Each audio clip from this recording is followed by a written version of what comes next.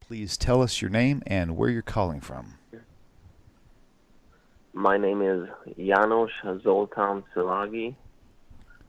I'm calling from California, Welcome to the show. and thank you. Recently, I came across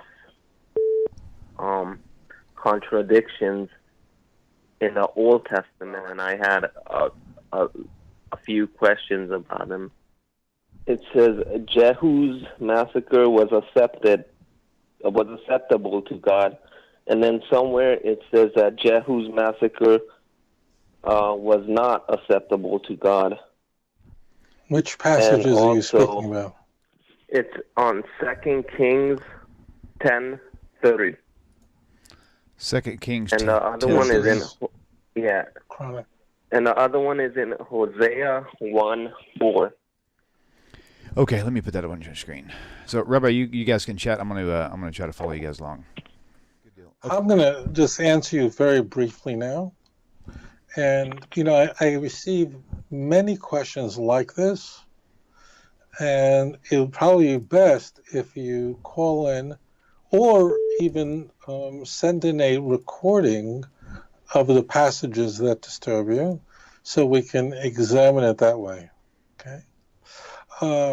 In 2 Kings chapter 10, the context is the slaughter of those who are worshiping Baal. And there it says, God said to Jehu, because you acted properly and you did what was pleasing, what you've done in the house of Achav, so therefore for 4 generations your descendants will be on the throne of Israel, the kingdom of Israel. That's a temporary reprieve that he was given. The context of Hosea chapter 1 is completely different. In Hosea chapter 1, Hosea is told to do something that's frankly outrageous, in that he was told to marry a prostitute, an adulterous woman, and have children with her, and he was to marry Gomer, which is an astonishing thing, because Hoshea was a Navi, a contemporary of Isaiah, and that such a person should marry a woman who's a prostitute, the lowest kind of person, and now that once he's married her, she continues to sleep around on him, which is a picture of what the kingdom of Israel did, meaning the northern kingdom. And you're going to have children with her, and you're going to give these children names, specific names that are portents to how the northern kingdom behaved and how they acted. So therefore, names like Jezreel, and it's a play on words that they will not be seated. Another child, Lo Rachamu, I'll not have mercy on you. Lo Ami, you're not my children. The Hosea passages are a picture not of a temporary reprieve for the northern kingdom of Israel, but actually not permanent, but very long-term destruction of the northern kingdom of Israel.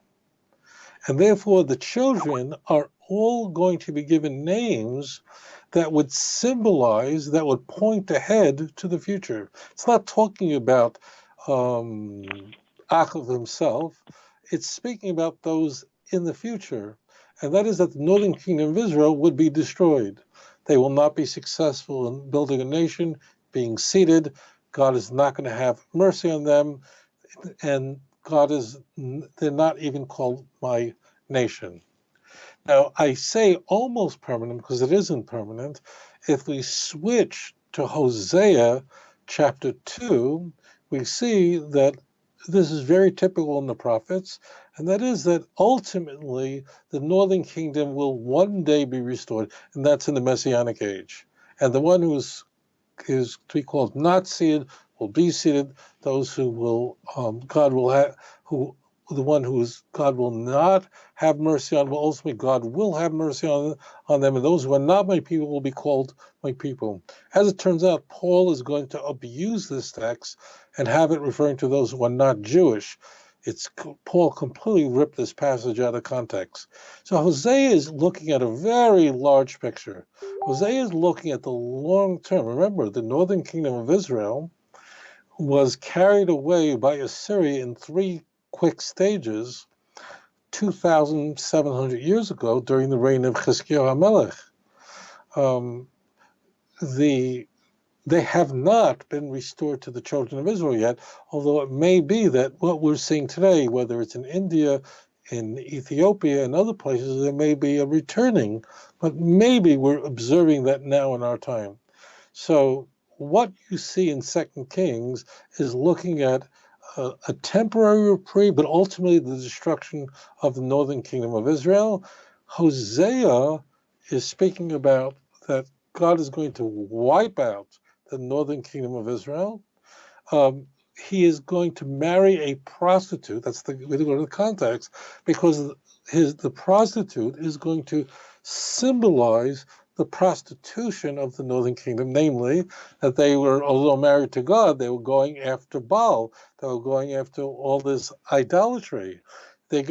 His children are to be named names that would indicate, that would be a portent to the complete destruction of the northern kingdom, which they were destroyed in 3 quick stages. You had the northern part, you had then the Aver HaYarden, and then you had the tribes that were lower down, right above Judea, that were wiped out in 3 terrible stages, described in many places of Tanakh. So that's the answer. The answer is that one is talking about the immediate context and one is talking about the long term. And as we know from Ezekiel chapter 37, that there'll be a restoration. The restoration is that God said to Ezekiel, take 2 sticks. On one stick, write on it Ephraim and his companions, and on the other staff, write on it Judah and his companions. Place the 2 sticks in your hand, and they'll become one in your hand. So therefore, we have the promise that all the tribes will be restored. And if you examine the last 2 chapters of Ezekiel, you'll see what is present. In fact, all the tribes are returned. So therefore, Hosea is speaking of a very long-term punishment where the northern kingdom of Israel is carried away captive. Okay? Thank you for that question.